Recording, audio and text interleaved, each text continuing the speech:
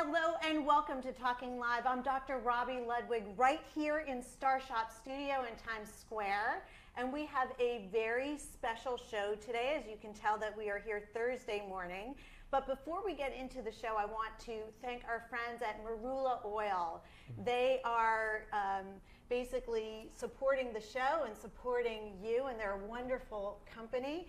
And also, if you share the show and give us likes, they are offering a special gift package. So share, like Marula Oil, and we'll be sharing information about them as well. So Travis Greene, I met during a special event that he was hosting at Sony Music. If you haven't heard about him, you certainly will. He is a 3-time Grammy Nominated Gospel singer.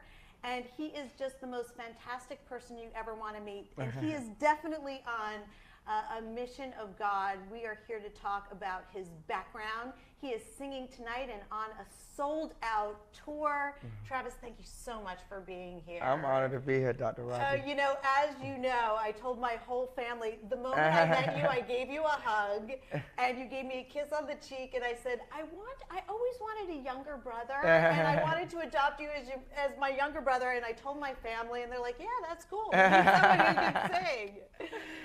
So your background is really fascinating. Yeah. I was reading a little bit about your history, and I don't even know if your fans know this, but you were born stillborn, Yeah. and then brought back to life. And it wasn't the only time that you were brought back to life. You were brought back to life twice. Yeah. And God definitely wants you here for a reason. Yeah. So stillborn, what happened? Yeah, I was born and I was not responding at all. And my parents, you know, were just like, what's going on? My mother said I was like purple or whatever. And then my father just started praying, and that God would do a miracle.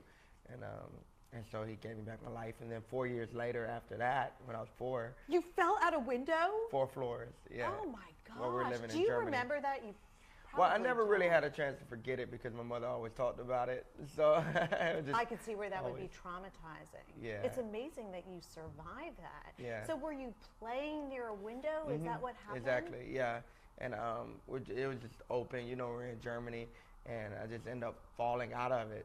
And literally, I was unconscious, and doctors came to the scene. And you don't remember falling, but your mother reminds you because she was traumatized? Yeah. Okay. Yeah, and doctors came to the scene, and they pronounced me dead. And literally, like, just covered me up. It was like, oh, he's dead. Oh, my God. And they tried to revive me immediately, but then they were like, yeah, he's going. And we're just trying to, you know, clean it up a little bit. You're like a cat. You have 9 lives. You have 9 lives. Yeah, and then once again, my mother just prayed, and God restored my life. Now, your mother is also a preacher. Is that the right way to say it? Minister or whatever. She's a minister. Yeah. And you were a military baby, right? And your father died when you were quite young. Yeah. Yeah, so he was 28. your life was not easy. How did he die? He had an aneurysm on a Sunday morning, just out the whim. He had perfect health, and it was just kind of just blindsided the whole family. But, you know, God has just been faithful through the years. And for me, I think my alternative to the street life or just anything like that, God gave me music as a passion at an early age, really around the time that my father died. When you meet Travis, he is just a joyful person. And that's the first thing that I noticed about you. Thank you like, so much. you are the epitome of mental health and grounded. And I just was fascinated by your story because you talk about going to college, and really you were on a different path. You were on a path of business, right? And was there something else you were studying? Well, I did, my major was business, and then my minor was music. And but let's face it, music is a business. Yeah. So it's always good to have a business Absolutely. background. Absolutely. But you were really on a different track. You were ready to go to New York City. And be a Wall Street guy. Yeah. It's kind of the plan. Yeah. Just to come up here and dress in suits and carry a briefcase. That kind of thing. You probably would have been miserable. You probably would have been miserable. But a teacher of yours, and you call it divine intervention, and I love when people are spiritual, because I really do believe when you are spiritual, you see the miracles in life. Sure. And when you're not thinking from that perspective, it sometimes can get lost. So I always love to be around people like you because it brings me to my higher level. Yeah. And I'm sure you do that for your audience, Yeah. but we will get to that. So you had a teacher ask you a very important question that really was life-changing for you. Yeah. She asked me, she said, Travis, what are you going to do after graduation? And by this time, we're probably 3 months out from graduation, so it's really close. It's my final semester. I said, I'm going to get my MBA. I'm probably going to go up north because my uncle is very successful in New York in business. So I think I'm going to move up to New York and do some work in business. And she was like, yeah, it sounds like you're just going to buy time. And I was like, what? I love that. It was an old German lady named Dr. DeRosa. Oh. She was like, yeah, it sounds like you're just buying time. I was like, really? She was like, yeah, what's your passion? I was like, well, my passion is inspiring people and music. I love music. She was like, well, just do that. She said, for the rest of the semester, just bring in brochures of what you love to do and what you would love your future to look like. And that is unusual, I think, as an educator, because that's not the safe path. Yeah. Music is not a safe path. Not at all. Fortunately, none of us in our family are musically oriented because... But your great-great-great-great-grandfather started the drum company. Right. Travis is hoping. He asked me, he goes, are you part of the Ludwig Drum Company? And I said, I so wish that I was. But he's hopeful that maybe I'll find out that there's a connection somewhere. So this teacher really inspired you to follow your passion. Absolutely. Which is like basically, I think, because we are very lucky in the sense that we do things that we feel passionate about. And it's like being in love. Yeah. And it's the energy that really moves you forward. And especially when you're talented and passionate about what you do, it's a winning combination, which is really what you have going for you. But it was not always easy. No. And you were not born with a silver spoon in your mouth. You struggled for a long time. Yeah, well, growing up was a little easier than being an adult. I was in a military family, and then when my father died, they retired him, well, and so we were taken care of. But after I was thinking once you chose music was tough. Yeah, it was like, oh man, I thought it would happen a lot quicker, and it didn't. And I lost everything, and just kind of started from the bottom. Did you ever have a question during those tough moments, like, maybe I should think about Wall Street, or maybe I should go back and have a conversation with that teacher who encouraged me to go into music? What's funny is, no, I never had a backup plan. It was all in or nothing. And even my uncle, who's up here, I remember a conversation with him. I reminded him of it, but a conversation years ago, and he told me, he said, if you're serious about this, go all in. I just put everything in it, and that's what I did. So there was no cushion. There was no backup plan. There was no plan B. It was everything was in this. Were you married at the time? Early on, no, I wasn't. Okay. But I knew my wife. Oh, you knew your wife. And that was another prayer I had. I wanted to know my wife before everything took off. I was very confident that it would take off eventually. Yeah. I just didn't know when. Well, Travis' wife is a dentist, and I'm sitting here with a swollen mouth, so I was saying I could really use your wife here, too. So when did things start to change for you? Because really your message, people respond so strongly, and I really believe you are the person who's going to lead the movement to having gospel music crossover so that we all can enjoy it and embrace it, because there is something special, even psychologically, about music, that it can reach the soul and psyche in a way that, perhaps just other avenues of entertainment can't reach us. Yeah. Yeah, I think music is a universal language. It is. It breaks barriers kind of just automatically, and so it's beautiful. One thing that we're experiencing even on this tour is just a very unified front of diverse people. I mean, of ages, races, and it's super cool. And we're in the venues. We're doing all clubs and bars and theaters, so that's really cool too.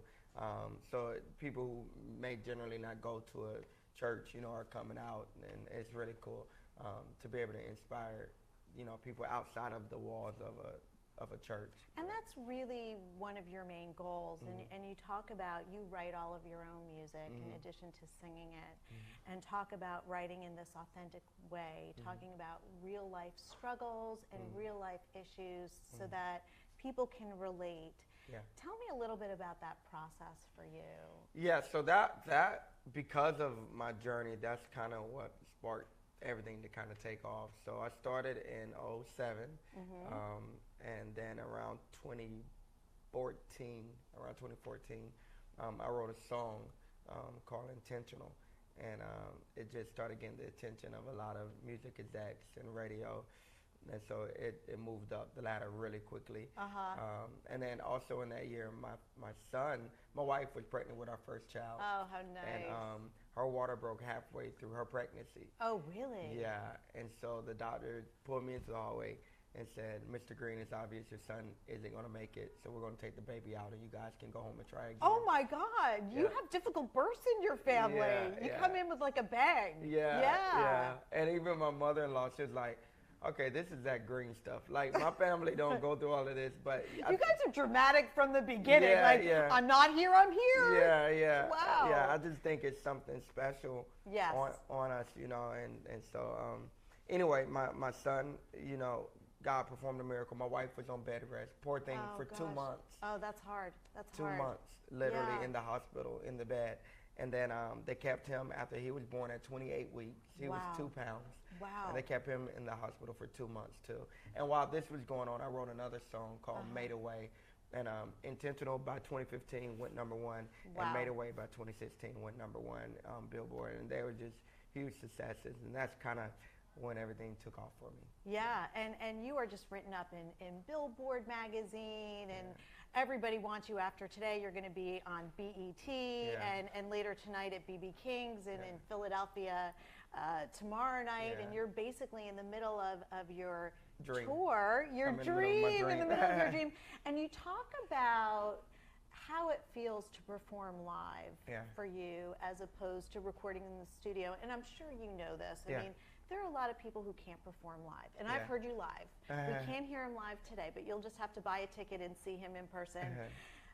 Because there's the auto-tune, and not everybody has quite the right voice. But you write, really, being in the recording studio, you try to recreate what happens for you live. What happens to you during a live performance that's so special?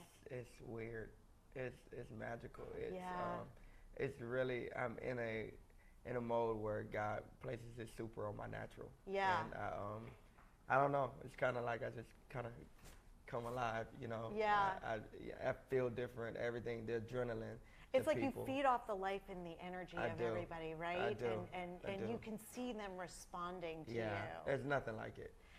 You created this. This is how we met, because your PR agency reached out to me and invited me to a Sony music event right before the Grammys called #EngageCulture, where you invited some of your colleagues. It was such a dynamic discussion, and you really have a mission behind that hashtag. Tell me a little bit more about Engage Culture and why you created it and what you're hoping to do with that. Yeah, well, culture is all around us. It's everything. It's the rhythm of a generation.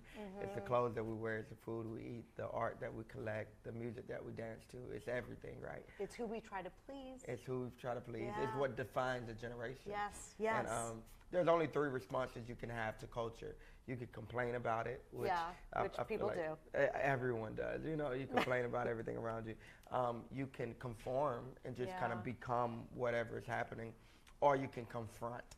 And that's really my stance on engaging culture. It's moving upstream and allowing your influence to be broad enough that people want to hear what you have to say, and that instead of just marching or voting or fussing or tweeting about change, you can literally become the change and be a role model for the difference. And that's what I'm trying to do and trying to inspire others to do. And one of the things you spoke about, and it's really true, not everybody's going to go to church. As much as we would like everybody to go to church, yet there are a lot of people who are spiritual. And I know, just as a mental health professional, if you're not including that in your life, then you can't feel mentally healthy. Yeah. Because it's just too easy to feel victimized by life. Absolutely. And when you look at things from a spiritual or godly way, you're looking at it from a different perspective. Absolutely. And you have that perspective in spades in terms of how you live your life personally and professionally. Yeah.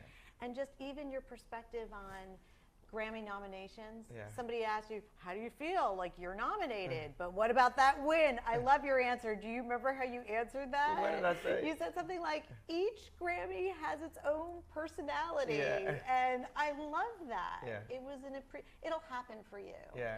And you talk about the patience and timing of things. Yeah. Do you ever have to remind yourself of that message? Yeah. Yeah. Yeah, I think more so in just different ventures that I have. You know, I'm not super ambitious in music anymore. So what's your ambition? What's your goal now? Oh man, I have a few. Yeah. Yeah. One major. I started a church. Oh wow. Yeah, in Columbia, South Carolina, called Forward City, and so it's really a hip church. Wow. This is how Can we I dress. come? Yeah, absolutely. I would love that. This is how we dress. It's really laid back. It's kind of my what we do live in my concerts is that. I Pretty love much it. we do it every Sunday. I brought my son to a church. I was doing studies for my doctorate in Brooklyn, and it was like this Caribbean church. Yeah. And it was so lively, and the music was so great. Yeah. Literally, my son at the time, he was only 2.5, left me for another family that was part of the church. He's like, I'm not with this lady. She's not my mother. I'm with this family. I was like, and he really sat with a different family. I love it. Which is so funny. I love it. But I that's great. Well, I'm gonna have to come to that as well. I'm so telling you, you would love congratulate. it. I know I would. You will love it. Yeah. So. And it gets a youthful kind of energy. Very vibrant, very energetic, passionate. It's just super cool. And the same approach that I have with music, we're just trying to reach people, you know. Your mother must be so proud of you. Yeah, she gets excited about all of it. Yeah. So she's going to be at the Atlanta show. Oh, that's great. She lives in Georgia, so that'll be fun. And you also, I just want to say, perform in Africa, and you notice also the different energy there as opposed to here. What do you notice? Oh, they're way more energetic. Yeah. Yeah, but you know what's surprising? This is very surprising.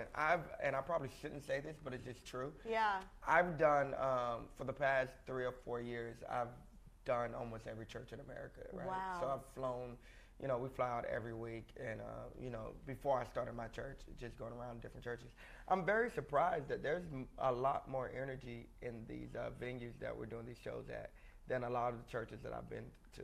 I mean, you don't have to, I haven't had to, like, get people excited. They come in like ready, and just so diverse. And that's something else we're trying to do with engaged culture. I think sadly, MLK said a quote. He said the most segregated day of the week is Sunday morning. So true. And, he said such brilliant things, didn't he? He's the greatest. And I love your mission because you mentioned that, you know, it's great that people come to church, but you also have to go out and reach the people who might not come to you. And that's what I'm trying to just be a bridge, you know, for people and for different cultures to come together, because that's what heaven's going to look like ultimately. That's you know? right. And you're going to do it. Yeah, that's what I'm trying to do. And if there's any way I can help you, you let me know. And I will be there for you because I believe in what you're doing and I believe in your talent. Thank you so much. So before we end, we do a quick 5 because at the end of the day, I'm a therapist. So I like to ask intrusive questions, and I have an excuse for doing it. Okay. Let's do it.